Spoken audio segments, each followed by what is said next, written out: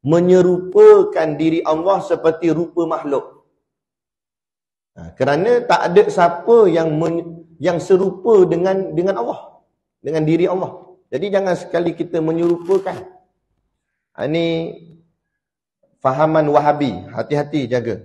Ya, akhir zaman ni Wahabi dah semakin berleluasa. Ya nak? Hati-hati. Kadang kita tengok kat TV, ustaz-ustaz keluar TV. Kadang kita beli buku majalah agama. Ya, ni terus terang saya bagi tahu, ni dalam live saya bagi tahu. Dalam TV pun ada ustaz Wahabi, dalam majalah agama pun ada ustaz Wahabi. Tak cukup dengan tu, dalam majlis agama Islam, Jabatan Agama Islam Negeri pun ada Wahabi. Ada kata negeri kita, negeri-negeri lain lebih kurang sama. Kan? Jadi hati-hati, jangan asal nama dia ustaz, kita terus nak ikut, nak pakai dia. Sebab tu kita kena ada ilmu. Akhir zaman ni itulah fitnah di akhir zaman. Kita nak belajar agama, tiba salah orang kita ikut. Kita nak ikut nak hijrah, nak berubah, nak ikut agama, salah orang kita.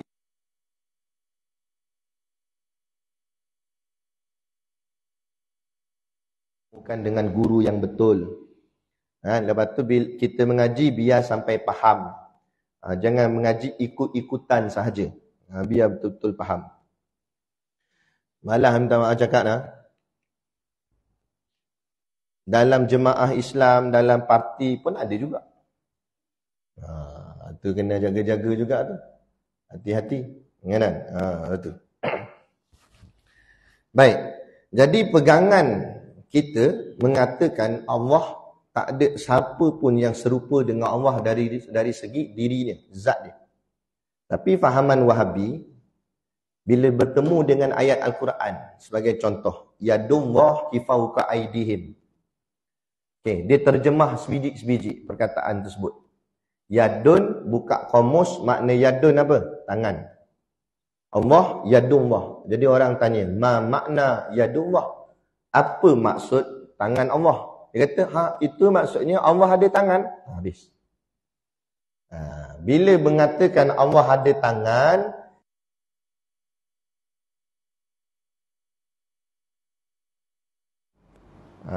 sini, ni kitab kita, Akidah Ahli Sunnah wal Jamaah sebut. Tak boleh. Dan tiadalah seorang yang bersekutu akan dia pada zatnya, dirinya. Tak boleh kita kata ada zat yang macam zat Allah juga. Makhluk ni ada tangan, Allah pun ada tangan. Tak boleh. Jadi, ada tangan tu sifat-sifat dan ciri-ciri makhluk. Tak boleh. Ada pada Allah. Jadi maknanya itu dipanggil golongan mujassimah, istilah dia. Zaman dulu-dulu panggil golongan mujassimah. Mereka ni tukar-tukar nama. Dulu panggil mujassimah lah, ni Wahabi pula lah, macam-macam. Sebab tu kita tak payah sibuk nak mengaji pasal Wahabi. Ada satu masjid tu, jemaah tu tanya, Ustaz, boleh tak Ustaz ajar kat kami macam mana nak kenal Wahabi? Saya kata tak payah kenal. Saya selak kenal-kenal suka pula ikut dia. Mampu. Kan? Tak payah kenal Wahabi ni. Kita belajar kenal ahli sunnah wal jamaah. Kita punya pegangan. Akidah kita. Kita belajar sungguh-sungguh. Ahli sunnah wal jamaah tu macam mana.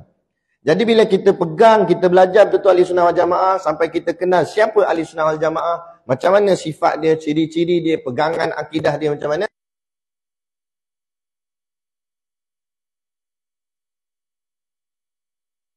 Dengan apa yang kita faham dari sudut ahli sunnah wal jamaah, maka kita tolak. Tak kiralah nama dia apa pun. Sebab nama boleh tukar-tukar. Zaman dulu-dulu, dalam kitab-kitab lama, dia tak sebut Wahabi. Dia sebut golongan muda. Macam dalam kitab Anak Kunci Syurga, dia ada sebut golongan muda. Kenapa nama dulu dipanggil golongan muda? Sebab dulu ada jenis orang muda ni, dia mengaji luar negara, entah macam mana dia ambil sekolah yang silat ke dan sebagainya. Bila balik, dia hentam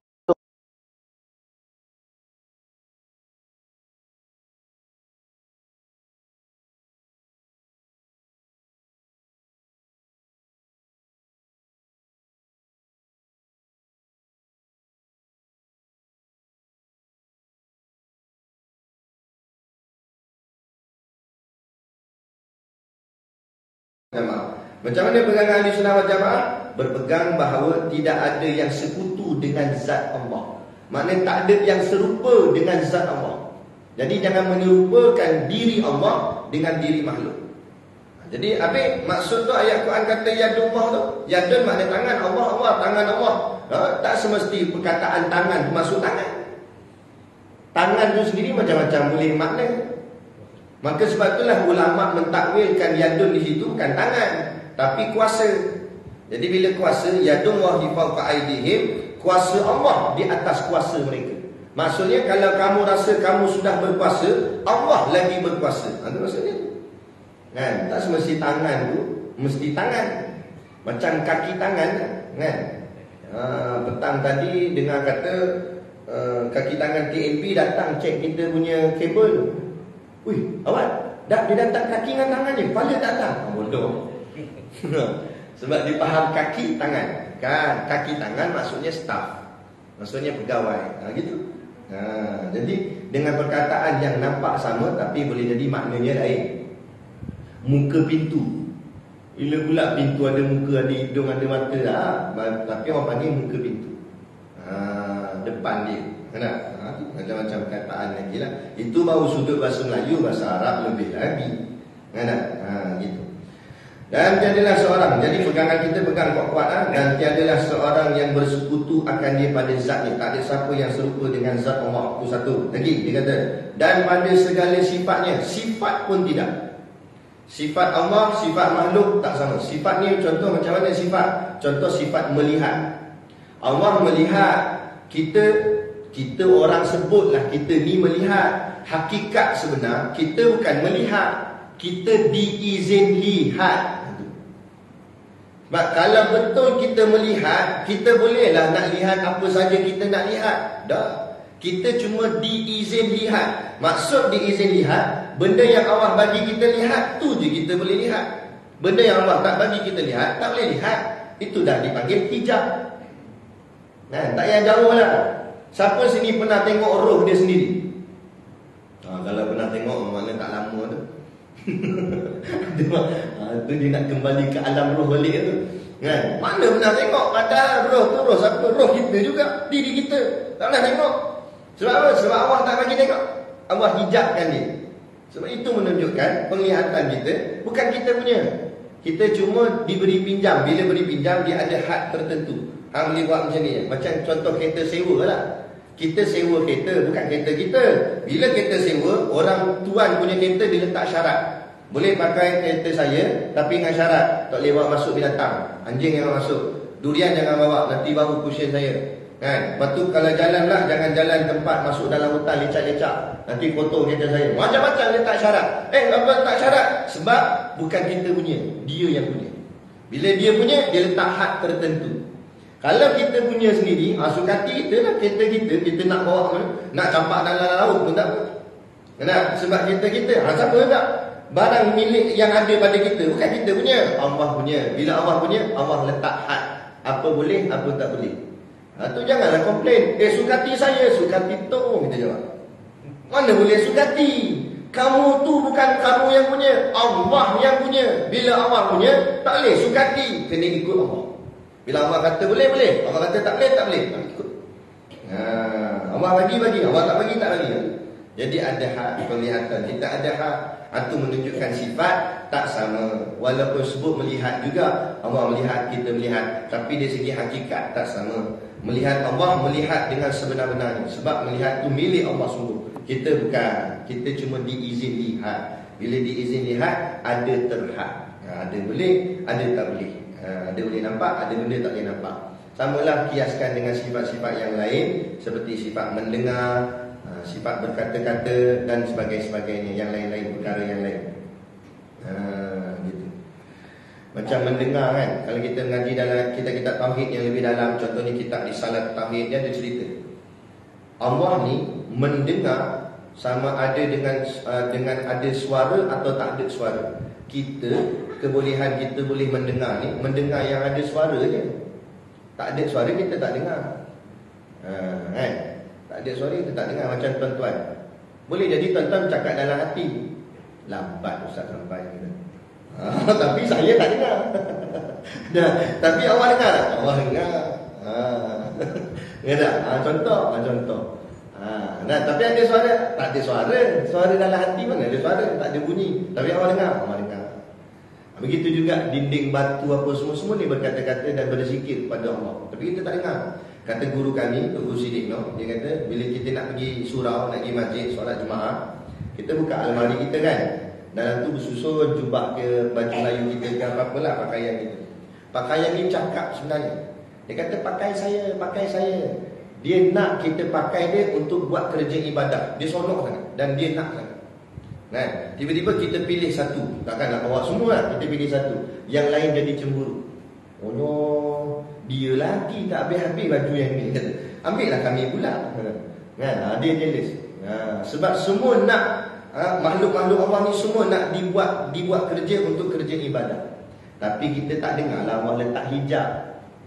Kita tak dengar. Kalau kita dengar, kita terajang mari tu. Buka-buka. Ambil saya pun. Siapa ni? Kita pun melempar dengan almari tu. Lari kita daripada rumah. Kan? Tak dengar.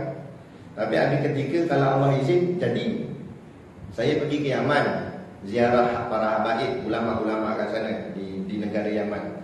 Pergi kat Kota Tarim. Kota Tarim ni orang kata kota 1000 wali. Sana memang orang alim-alim ramai, hebat sana. Kan? Jadi saya masuk satu masjid. Kat sana dia bukan kira kecil besar. Kita sini kalau besar baru masjid, kecil surau. Sana kecil ke besar semua masjid. Kecil je, lagi kecil daripada ni masjid. Saya rasa ada tiang ni sampai sini je, besar ni. Kecil kan? Memang kecil sungguh. Tapi masjid. Masjid. Lepas tu dia adalah tiang-tiang di situ. Ada tertulis kat tiang tu, dia tulis kat situ, tiang ini pernah berkata-kata. Tiang cakap. Saya tanya orang alim kat situ lah. Ada kisah, dia kata ada kisah. Satu hari ada satu orang ni, dia macam tu lah, dia sandar kat tiang, dia baca Quran. Baca salah, tajwid salah, tiang tegur. Salah tu. Nampak? Allah nak tunjuk ni. Salah tajwid, tiang tegur. Nah, sebab apa? Sebab tiang selalu mengaji. Sebab tiang tak pernah lari daripada kuliah. Dia duduk situ kan tiang. Nampak? Tiang tak pernah ponteng. Dia kita sekali-sekala ponteng lah. Lagi-lagi ustaz ponteng juga. Nampak? Tiang tak ponteng dari situ. Dari dulu lagi. Tu tiang lagi mengaji pada kita. Dia tiang tu tegur. Orang tu salah tu kata. Nampak? Kalau kita tak duduk kat sini tiba-tiba tengah ngaji, salah tu. Siapa dia? Lari tak? Nampak? Kan? Tapi benda tu tak usah pelik lah. Kata pelik lah Ustaz. Nak pelik apa? Kalau mu kenal Allah, mu takkan kata pelik. Sebab Allah tu maha kuasa. Bila Allah maha kuasa, Allah boleh buat apa saja. Allah boleh buat batu berkata-kata. Nak pelik apa ni? Nabi cerita ke sahabat, Nabi kata, nanti di hari akhirat, di titian sirat, macam-macam orang gaya berjalan atas titian sirat. Ada yang normal biasalah jalan dengan kaki. Ada yang pakai tangan. Tiba-tiba Nabi kata ada yang pakai berjalan atas titian sirat tu. Nabi kata ada yang berjalan menggunakan kelopak mata. Macam tak payah kata kita pening, sahabat pun pening. Sahabat tanya, ya Rasulullah, macam mana jalan dengan kelopak mata? Kepala bawah, kaki atas, jalan titian sirat. Macam mana nak jalan kelopak mata? Nabi tanya balik sahabat, kamu jalan atas muka bumi ni macam mana? Nak jalan dengan kaki. Begitu juga Allah boleh buat kamu jalan dengan muka kamu. Mudah bagi Allah. Tak boleh. Kata macam mana kalau tak ada kaki boleh berjalan? Lah, ular bila pula ada kaki? Jalan tak? Lah. Jadi bukan mesti dengan kaki. Allah izin. Bila Allah izin, apa pun yang nampak macam tak logik boleh jadi logik. Sebab kuasanya Allah. Sebab tu kita kena belajar kenal Allah. Tapi kalau sibuk kita belajar untuk kenal bahagian akademik aja, sains matematik saja, bukan salah ngaji sains matematik ni sampai Allah pun tak kenal. Duk sibuk ngaji tu saja, akhirnya otak kita ni otak logik saja. Dia tak boleh terima benda-benda yang gaib-gaib. Sebab tu Allah letak ayat yang antara ayat yang paling depan dalam Quran, alladzina yu'minuna bil ghaib. Yang dikatakan orang-orang yang beriman itu ialah orang yang percaya kepada perkara-perkara gaib. Baru Allah sebut wa yuqimunas solat, dan mendirikan solat. Maksudnya yakin dulu percaya gaib, baru solat Allah terima. Dalam ayat tu solat nombor 2. Nampak? Jadi apa maksud? Kalau yang gaib pun tak percaya, solat tak payah sembang. Solat Allah tak terima. Itu alladzina yu'minuna bil ghaib. Percaya dulu perkara gaib. Jangan bila bab agama, bab tentang kuasa Allah, jangan kita buat macam tak logik lah. Ini macam ni nak dekat ni Isra Mi'raj. Itu lagi banyak cerita yang tak logik. Tapi logik tak logik ni kuasa Allah. Jadi jangan sampai kita menolak perkara-perkara yang baik. Nak kira logik contohlah. Kita habis-habis kuliah ni kentut. Tepui je tu. Lepas tu nak buat apa? Nak sembahyang isyak lagi. Kita pun ambil ulang wuduk balik. Pergi kat belakang dan ambil wuduk. Ada member kita baru sampai. Dia kata, "Mat, buat apa ni, Mat?" "Tak, tadi aku kentut. Lepas tu aku nak ambil wuduk balik. Nak basuh muka," kata. Mat tu kata, kawan dia kata, "Lah Mat, Han ni biar cerdik sikit, pakai otak sikit." Yang ambil basuh muka buat apa? Dah kenapa? Dah yang kentut siapa dia tadi? Yang kentut ponggong. Ada orang basuh muka, apa basuh ponggong lah. Kawan ni pun pening-pening. Dia tak dia juga ni, dia kata. Dia pun selak dia dekat basuh ponggong. Jadilah di mazhab Al-Qumduni namanya. Jadi kalau ikut logik memanglah basuh ponggong. Tapi nak ikut logik ke ikut Allah? Ikut Allah. Allah kata fasidu wujuhakum, hendaklah kamu basuh wajah kamu, muka kamu. Basuh muka walaupun yang kentut tu ponggong. Jadi bukan ikut logik, ikut Allah. Sebab apa? Sebab kita ni milik Allah. Bumi kita duduk ni bumi Allah. Jadi ikut Allah, bukan ikut kepala otak kita. Ni bila ikut kepala otak tu yang dibagi cadangan, saya rasa pusat pelacuran memang perlu ada. Ni mereng punya kepala. Kata pusat pelacuran ni sepatutnya kena ada. Sebab apa? Sebab ada orang-orang daripada luar negara, dia datang bekerja kat negara kita, dia tinggal anak bini. Jadi sampai-sampai masa nafsu dia datang. Jadi dia nak lepas kat mana nafsu dia? Jadi kita bila ada pusat pelacuran, dia lepas dekat pusat pelacuran. Jadi dia taklah rogol anak bini kita. Sekali cakap macam cerdik, dua kali cakap bodoh terus. Betul tak?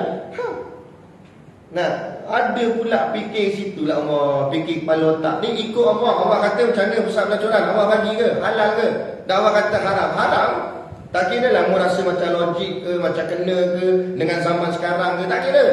Islam ni valid sampai kiamat. Jangan kata, Islam sekarang kita tak berapa sesuai lah nak ikut. Tu zaman Nabi tak apalah, zaman kita tak berapa sesuai. Kok mana gitu? Islam ni dulu, kini dan selamanya. Allah cipta Quran tu, Allah bagikan kepada kita firman-firman Allah di dalam Quran tu. Ayat Al-Quran tu boleh dipakai sampai kiamat. Bukannya ayat Quran ni sesuai zaman Nabi dia, zaman kita tak sesuai. Ikut mana ni? Mengingat Tuhan bodoh ke? Mengingat Tuhan tak cerdik? Tuhan tak pandai memberikan kenyataan atau memberikan arahan? Tuhan tak tahu zaman ke depan kita macam mana?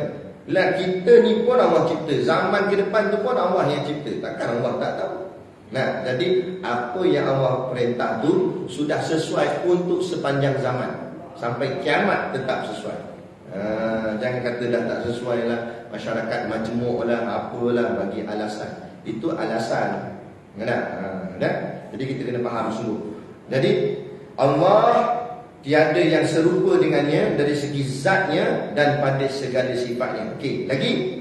Dan pada segala perbuatannya. Perbuatan pun tak ada siapa yang serupa dengan Allah. Perbuatan di sini contoh.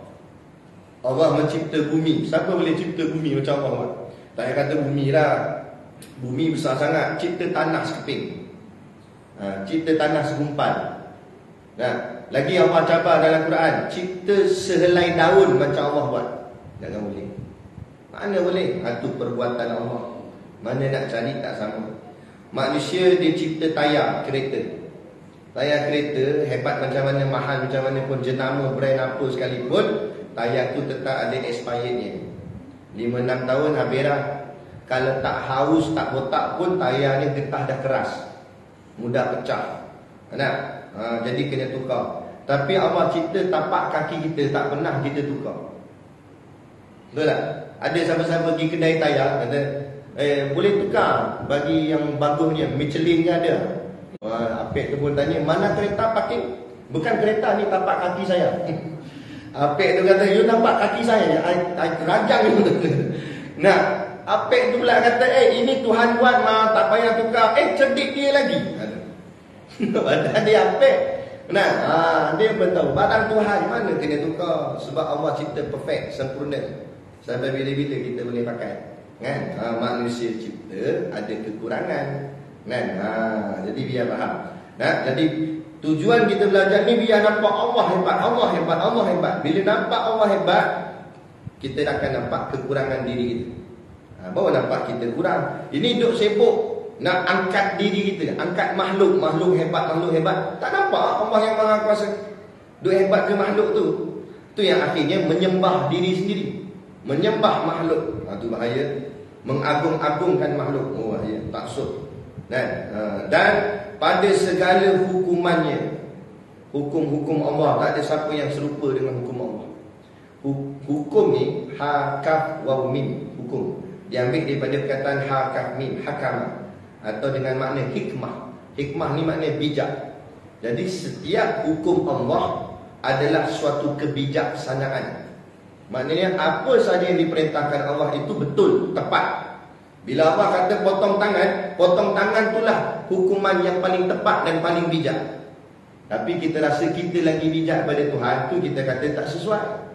Tak boleh nak laksana, tak sesuai. Sebab dia rasa dia lebih bijak pada Tuhan. Akhirnya lama kelamaan jenayah semakin meningkat, bukan semakin berkurang. Betul tak? Saya orang jemput ceramah dekat Masjid Penjara Tapah. Penjara Tapah, dekat masjid dia tu. Masa tu kuliah bulanan. Saya pergi tiap-tiap bulan pergilah. Sekali tu saya pergi. Dia tengah tambah satu lagi blok sel, tengah buat pembinaan blok. Saya pun katalah kat mereka, kata, semakin maju tambah lagi satu blok ni, kata. Lepas tu dia berkata, Ustaz jangan perli kami, Ustaz. Kalau tambah bangunan tu bukan semakin maju, itu semakin tambah banduan namanya. Ini semakin teruk. Patut semakin maju, bangunan tu sampai tak ada orang, kena runtuh, baru betul maju. Akhirnya penjara kita semakin bertambah. Maknanya kes jenayah semakin meningkat, bukan menurun. Sebab apa? Sebab degil.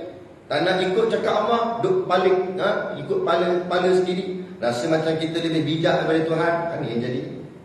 Ini yang akhirnya manusia berlagak Tuhan. Allah. Berat tak sampai ke tahap. Jadi biar nampak hukuman Allah, hukuman yang paling bijak, yang paling elok. Tidak ada siapa yang serupa dengan hukumnya Allah, perintah Allah. Dan ingat, Allah yang menghukum, bukan Allah yang kena hukum. Itulah ayat yang kita baca dalam doa kunut subuh. Kadang-kadang kita ni macam itulah, duk baca kunut daripada cik lagi. Tapi kadang-kadang kita tak ambil tahu apa yang kita sebut.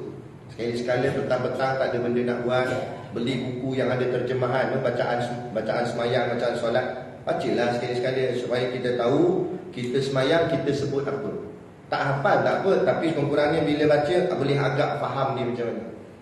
Kita baca dalam doa kunut, fa innaka taqdi wa la yuqda alaik.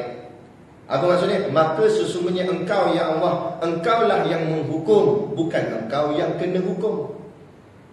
Allah yang menghukum kita, bukan kita hukum Allah. Hari ini manusia hukum Allah. Dia yang suruh agama ikut cakap dia, bukan dia ikut cakap agama. Agama pula kena adjust untuk sesuai dengan dia. Patut dia yang kena adjust supaya ikut agama. Ini dah terbalik.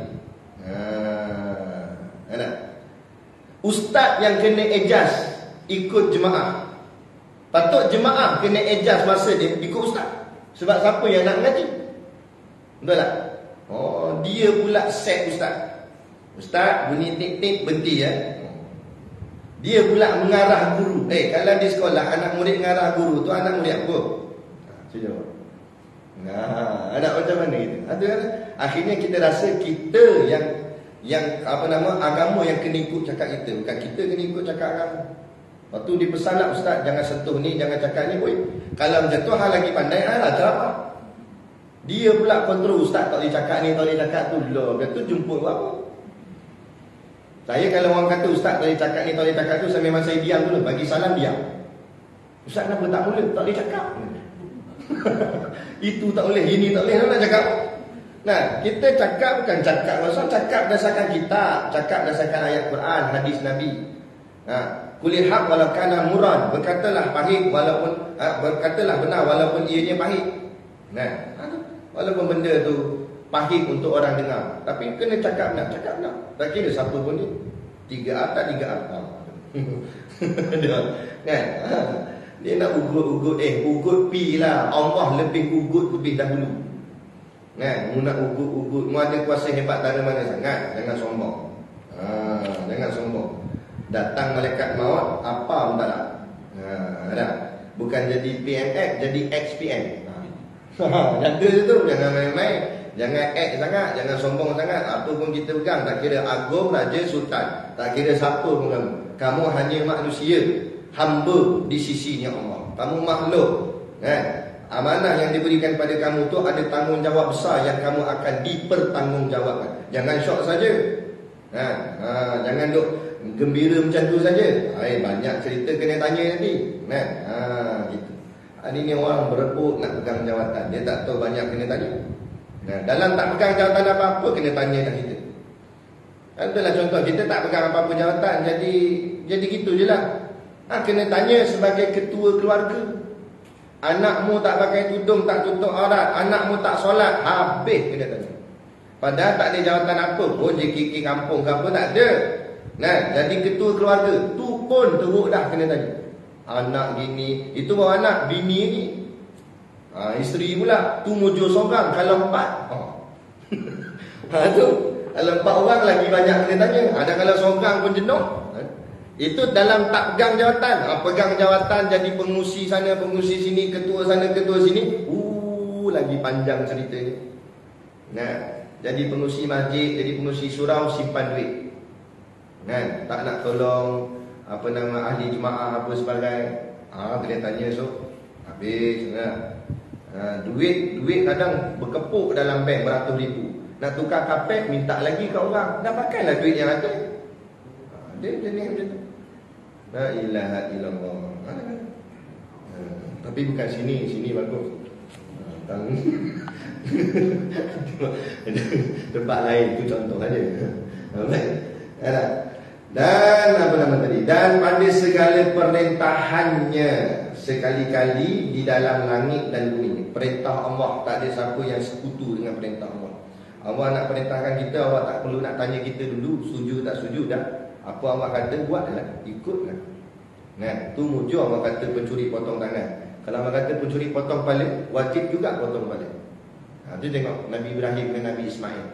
Allah suruh potong kepala anak sendiri. Ada dia tanya banyak kali, kenapa nak potong kepala anak saya? Kenapa tak anak orang lain? Tak ada. Sami'na wa ata'na. Ambil pisau potong. Jadi Allah kata aku cuma nak menguji saja. Itu yang Allah tukar kepada kibas. Allah saja nak test, nak tengok. Sebenarnya bukan Allah nak test Nabi Allah, Nabi confirm dah taat, tapi cerita tu menjadi teladan pada kita. Supaya kita faham, bila perintah Allah taat, sami'na wa ata'na. Logik tak logik, sami'na wa ata'na. Jadilah kita seperti Nabi Ibrahim dan Nabi Ismail, Nabi-Nabi Allah yang lain juga. Macam tu. Itu teladan bagi kita semua.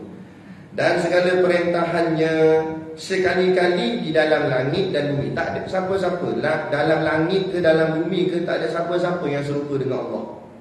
Kerana langit tu makhluk, bumi tu makhluk. Lepas tu kata, kalau dia orang duk kata, Wahabi kata Tuhan duduk di langit, kau mana? Langit tu makhluk. Langit tu makhluk, bumi tu makhluk. Allah tak memerlukan makhluk, makhluk yang memerlukan Allah. Boleh faham kan? Dia faham? Kalau faham saya nak tanya soalan. Siapa suka tu faham? Okey, soalan. Allah ni, Allah Ta'ala, Tuhan kita, Allah ni duduk dalam terang ke duduk dalam gelap? Cuba jawab. Allah ni duduk dalam terang ke atau duduk dalam gelap?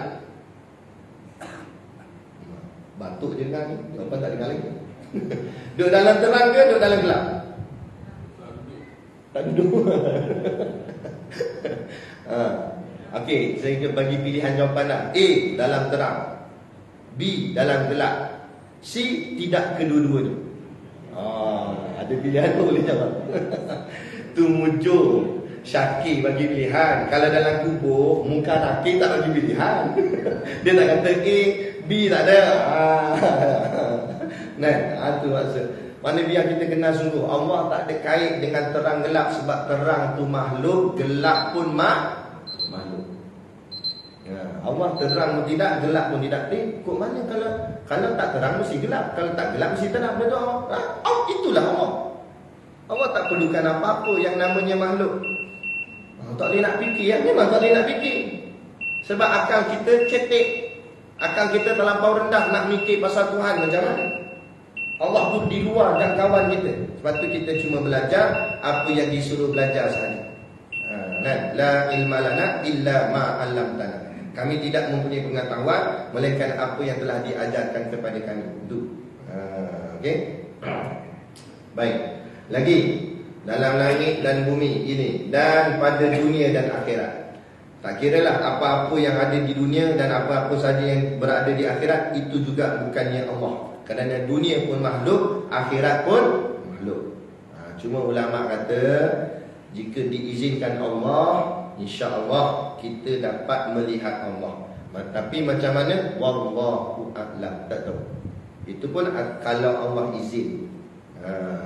Dan itulah kata ulama, nikmat yang paling besar sekali bukan syurga sebenarnya, tapi nikmat yang paling besar ialah melihat Tuhan, melihat Allah. Kerana kalau syurga itu sudah hebat, macam mana yang mencipta syurga? Pasti lebih hebat. Sebab tu makam yang rendah-rendah macam kita kebanyakan ni, kita kata aku dapat masuk syurga pun tak apa dah. Janji dapat bidadari, kita kata. Itu makam rendah lagi, tapi beriman dah. Beriman dah tu, cuma rendah sikit imannya. Kan? Tapi kalau makam wali-wali Allah, ulama-ulama tinggi-tinggi yang besar-besar, hebat-hebat, mereka bukan cita-cita syurga, tapi cita-cita mereka untuk bertemu Allah, untuk melihat Allah. Tu cita-cita dia. Bukan sekadar syurga, bukan sekadar bidadari. Bidadari apa? Bukan dia teringin sangat yang tu. Yang dia teringin Allah yang mencipta bidadari. Sebab tu bila dia baca ayat Quran, Allah cerita pasal keindahan syurga, maka dia berkata, kalau syurga sudah cantik macam ni, macam mana yang cipta syurga? Allah, dia kata. Dia nak kenal yang mencipta, iaitu Allah. Itu lebih lagi dia harap dan dia korang cakap apa? Targetkan, aimkan. Itu harapan dia. Baik, maka tiap-tiap yang bergerak dan yang diam. Bergerak itu makhluk, diam pun makhluk. Itu dua-dua sifat makhluk. Allah bergerak pun tidak, diam pun tidak. Maka tiap-tiap yang bergerak dan yang diam, dan yang berhimpun dan yang bercerai. Yang berhimpun makhluk, yang bercerai makhluk. Dan yang berubah-ubah, berubah-ubah makhluk, sifat makhluk. Nama lain dia baharu ataupun hudus, hadis. Daripada satu hal kepada satu hal. Berubahnya makhluk tu dari satu keadaan ke satu keadaan, iaitulah perbuatannya. Semua itu perbuatan Allah. Kita berubah ke apa ke tu, setan tu jadi jahat, siapa yang buat? Allah lah yang buat, bukan dia jadi sendiri. Nah, Allah lah yang buat dia jadi jahat. Allah berkehendak dia jahat. Nah, lepas tu bila ada satu tempat ni saya cakap macam ni, lepas tu dia jawab lain mana? Macam tu sian setan. Kalau sian nak join dia, tak payah kesian, dah Allah tetap itu. Cuma apa yang kita boleh buat, kita kata syukur, alhamdulillah kita ni jadi manusia. Kalau Allah jadikan kita setan, macam dan ikut ketentuan Allah. Sebab tu tak apa walaupun muka kita tak lawa mana, hidung kembang sebelah. Contoh, telinga capang macam piring Astro. Nak, muka gelap contohlah, ni contoh aja. Nak, muka kita tak berapa lawa. Dalam tak lawa pun Allah jadikan kita manusia, dalam manusia beriman pula. Untung kan? Sebab tu sengaja Allah jadikan Mak Saleh orang putih tu lawa muka dia. Putih, mata biru, hidung mancung, dagu lekuk, lesung pipik sampai atas, rambut blond. Enak, lawanya. Apa guna lawa kalau mati esok duduk dalam neraka selama-lamanya? Apa untung? Jadi untung bukan pasal lawa, untung bukan pasal kaya, untung adalah beriman. Itu untung. Supaya kita menghargai keimanan yang Allah berikan kita. Nak jadi manusia kan. Kalau awak jadikan kita lembu je, tak duduk kita dalam surau duduk gitu. Nampak? Tapi bodoh-bodoh lembu pun korban, laku ke daging pun laku, berebut orang nak kan. Ini daging kita pun tak laku, betul tak? Cuba potong sikit bahagian perut, jual kat depan. Tanya ni daging mana ni? Daging fresh lembu dah, daging fresh saya. Tui, orang kata dah tu kan. Cik, dia kata nak, oi tak ingin aku. Itulah taraf diri kita. Lepas tu jangan sombong sangat. Gitu je. Maka semua tu adalah perbuatan Allah. Setiap yang bergerak, setiap yang diam, setiap yang berhimpun, setiap yang bercerai, setiap yang berubah-ubah, semuanya itu adalah perbuatannya. Siapanya? Allah. Dan perintahannya, maksud perintahnya Allah yang gerakkan kita. Sebab tu ada dalil ayat Quran sebut wallahu khalaqakum wa ma ta'malun. Allah yang cipta kamu, Allah juga yang cipta segala perbuatan kamu. Gerak diam kita semua Allah yang gerakkan. Tapi begini, kena hati-hati. Jadi kita kena belajar meredai segala ketentuan Allah. Tapi ingat kata ulama, redha ni atas jalan barang yang taat atau jalan barang yang baik. Atas jalan barang maksiat, jangan kita redha. Contoh, dia buat maksiat, melacur. Asal hang melacur? Macam mana Allah gerakkan aku untuk melacur gitu. Ini semua perbuatan Allah. Kita pun tampar dia, pelepang bagi sebiji. Dia kata asal hang tampar aku, ini Allah yang gerakkan. Jadi atas perbuatan maksiat, jangan salahkan Tuhan. Jangan kata ni Allah buat, walaupun memang hakikatnya begitu, tapi beradab dengan Allah. Jangan kata Allah yang salah, kitalah yang salah. Sebab dalam ayat yang lain pula Allah kata wa hadainahu najdain. Aku bentang kepada kamu dua jalan. Kenapa kamu pilih jalan maksiat sedangkan kamu ada pilihan untuk pilih jalan taat? Jadi salah diri kita sendiri. Sebab tu bila habis kuliah, ustaz-ustaz selalu kata macam mana?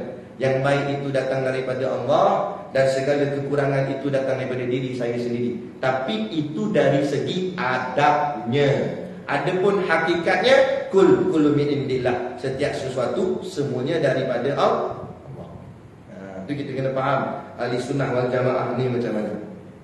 Jangan macam jadi golongan golongan yang kata kita sampai tak boleh buat apa, kena ikut saja, tak juga, tak betul. Macam kita lapar, kita cari kat makanan, betul tak? Itu makna ada usaha dan ikhtiar.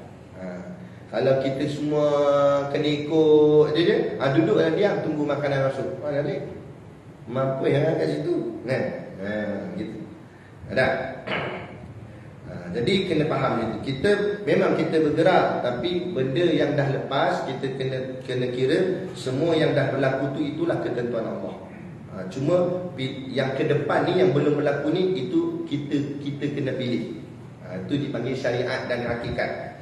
Ke depan ni syariat, yang dah lepas tu panggil hakikat. Benda yang dah berlaku tak boleh diubah. Kenapa tak boleh diubah? Itulah ketentuan Allah. Tak boleh dah. Memang itu.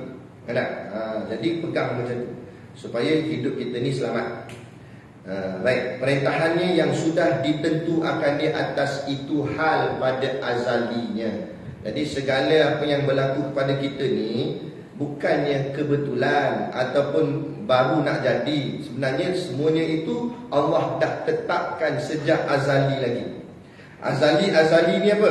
Azali ni di mana ulama nak menamakan dia, iaitu suatu keadaan di mana waktu tu belum ada siapa-siapa lagi. Allah belum cipta siapa-siapa makhluk, yang ada hanya Allah. Jadi dari masa tu Allah dah tetapkan dah kejadian kita semua. Kita hidup macam mana, jadi apa, kahwin dengan siapa, kerja apa, gaji berapa, mati bila, anak berapa, isteri berapa, semua dah dalam ketetapan Allah. Semua Allah dah tahu dah.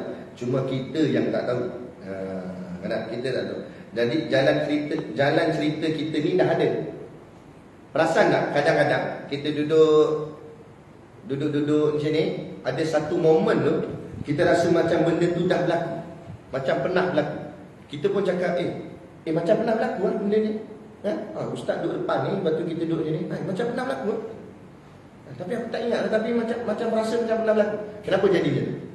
Ini kerana masa kita dicipta, masa alam roh dulu, kita duduk alam roh ni, Allah dah tunjukkan kehidupan kita tapi sepintas lalu. Allah tunjukkan kehidupan kita daripada lahir sampai mati, tapi secara laju. Sebab tu kadang-kadang ada benda yang kita teringat masa roh tu. Jadi sebab tu bila berlaku tu kita rasa macam pernah rasa dah benda ni, macam pernah tengok suasana ni. Sebab masa tu kita duk tengok. Jadi gitu. Kan? Dan takut dia teringat kan. Macam pernah. Lepas tu aku mati. Tu bahaya. Itu bahaya kan. Ada tak? Tu bahaya, takut teringat yang tu.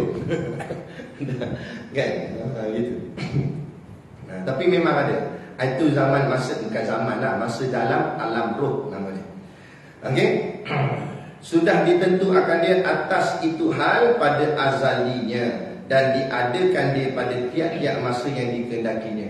Kemudian bila Allah dah tetapkan sejak azali, benda tu dijalankan. Untuk guru kami kata, ibarat kalau kita nak mudah faham, hidup kita ni macam CD lah. Masuk kat player, tekan play. Ni tengah play lah, duduk jalan. Masa tu Allah tentukan apa benda ni sesuai masa bila berlaku. Ni masa bila berlaku. Semua dalam ketetapan Allah kan. Ada. Semua dalam ketetapan Allah. Cumanya cara hidup kita bersyariat dan berhakikat, yang ke depan kita tak tahu lagi apa nak jadi, maka ukurnya dengan ukuran syarak. Itu dipanggil syariat. Apa yang disuruh syarak buat, apa yang dilarang syarak tinggal. Tetapi apa pun yang telah berlaku dulu, itulah namanya barang hakikat, barang yang tak boleh berubah dah.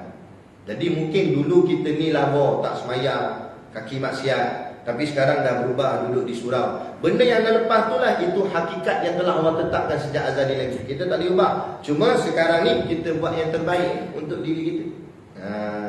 Sebab tu juga kata Habib Ali Zainal Abidin, antara tanda-tanda Allah nak makbul permintaan kita, Allah gerakkan hati kita berdoa atas perkara yang benda yang nak berlaku. Contoh kan, kalau insya-Allah lah, kalau kita ni ahli syurga, maka mulut kita selalu berdoa minta nak masuk syurga. Jadi nanti kita akan nampak asbabnya masuk syurga tu sebab kita doa. Dan yang sebenarnya hakikat Allah dah tetap siapkan. Memang dia masuk syurga, tapi Allah gerakkan nampak macam dia yang minta. Nampak? Sebab tu banyakkanlah doa benda-benda yang baik. Moga-moga segala kebaikan itulah menjadi ketetapan Allah sejak azali lagi untuk diri kita. Ada? Tapi jangan minta doa. Boleh tak nak minta seorang lagi. Tapi kalau tak makbul sini, makbul di sana. Orang marah ni. Jadi itu sikit lah. Jadi cukup sekadar tu dulu, dan kita akan sambung. Dan tiap-tiap yang maujud,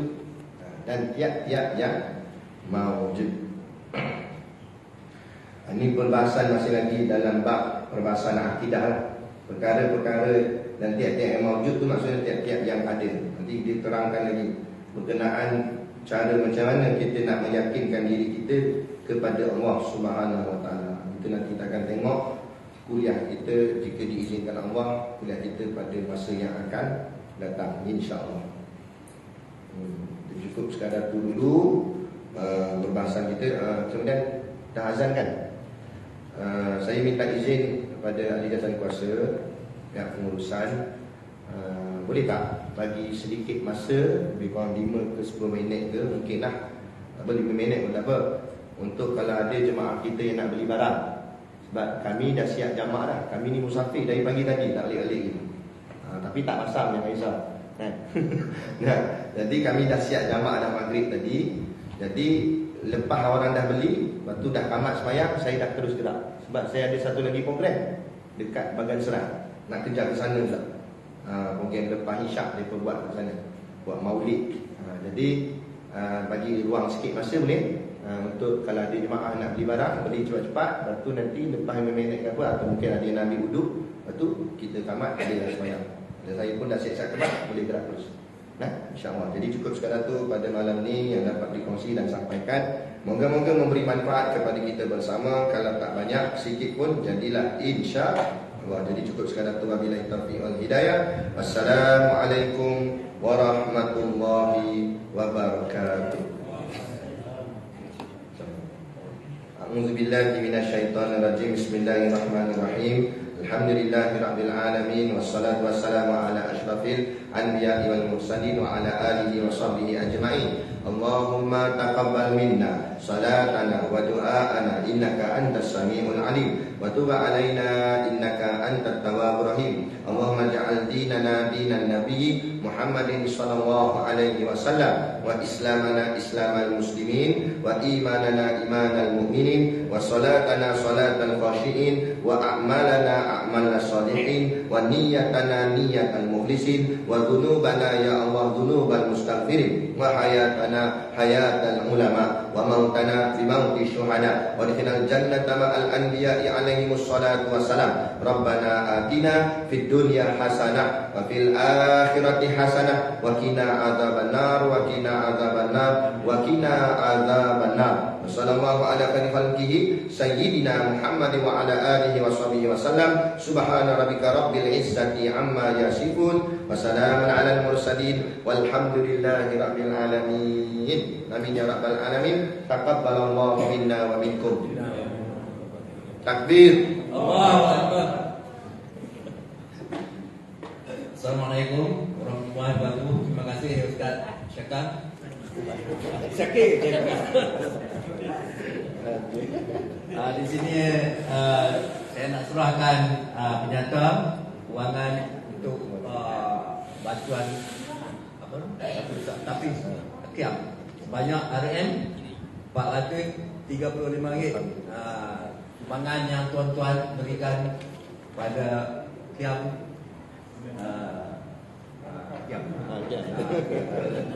banyak RM435. Terima kasih Ustaz.